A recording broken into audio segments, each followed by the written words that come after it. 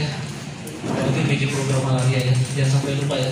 Malaria itu adalah suatu penyakit menular yang karena parasit Plasmodium ya, ada Falciparum, Viva ya, yang dapat merusak darah dalam tubuh sehingga penderita malaria biasanya akan mengalami anemia atau kurang darah. Nah, parasitnya ini kita tetapkan melalui diagnosa dan pengobatan. Ya, di puskesmas kita lakukan dengan mikroskop. Kalau nggak ada analisnya kadang-kadang dengan RDT, ya, analisnya juga kita uji terus kompetensinya, minimal level kompetensinya level 3. Kalau tidak berarti dia belum mampu melakukan pemeriksaan malaria, maka pakai RDT saja. Ya. Dan yang kedua ada obatnya, DHP. Ya. Masalah logistik ini kan bisa dari mulai regen malarianya, RDT-nya, bahkan yang terakhir kalau itu semua ada, obatnya nggak ada, berarti masalah juga kan. Di daerah endemis malaria itu bisa menimbulkan resiko kesehatan bagi ibu hamil dan bayi dalam kandungannya. Ya, bagaimana kita bisa mengejar sampai 2020-30 atau di 2029 pensi? Kalau kita bikin roadmap berarti setahun PR kita berapa apinya harus turun dari 120 ya 2020, cukup banyak. Nah, jadi ini perlu kerjasama kita bersama. Semesta, pengobatan, surveillance, penanggulangan dan surveillance faktor dan advokasi dan KIE. Nah, ini kan di sini ada diagnostik nih dan pengobatan.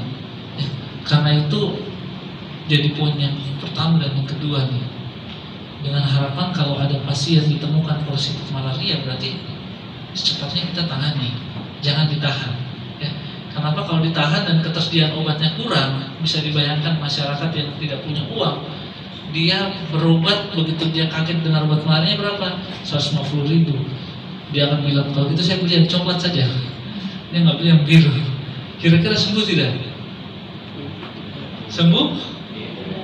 Tidak akan sembuh, karena harus ada di aktifnya atau di HP-nya baru tambah dengan permakinnya. Nah, logistik ini akan tergantung pada Bapak Ibu sekalian. Kalau puskesmas misalnya di Kosiwo baru obat tidak ada, baru akhirnya dokter resep di luar toh, atau seperti bawa kamu di dinas. Resep di luar bagus kalau dia cari obat harus ke kota, ya toh, ke kota kos lagi biaya, belum tambah obatnya, tambah balik lagi biaya lagi. Kira-kira beli kan tidak? Atau dia menunggu sampai puskesmas Kosiwo ada stok obatnya baru dia ambil obat. Wah, itu satu keluarga sudah kena semua itu nanti. Jadi harus dipikirkan logistiknya dari tiap puskesmas ya. Orang sudah kena malaria, bagaimana generasi bonus demografi kita di 2045 nanti? Apa yang akan terjadi di 2045? Nah, itu belum kita ngomongin stunting. Berapa anak stunting di Yapen? Ya, kalau kita mau serius, saya kasih tahu latar belakangnya dulu. Ya, dan estimasi kerugian ekonomisnya mencapai 86 juta per bulan atau lebih dari 1 triliun dalam 1 tahun. Bagaimana nggak rugi kalau misalnya obatnya aja berapa tadi? 220.000 misalnya tuh dengan pemeriksaan darahnya. Baru dia nggak masuk kerjanya berapa hari. Kalau gaji Bapak Ibu di swasta satu harinya 100.000, 1 bulannya 3 juta, maka nggak masuk 3 hari berapa? 300.000 hilang ya, karena nggak masuk. Tambah yang 220.000 tadi itu, jadi berapa? 550.000 itu baru 1 orang.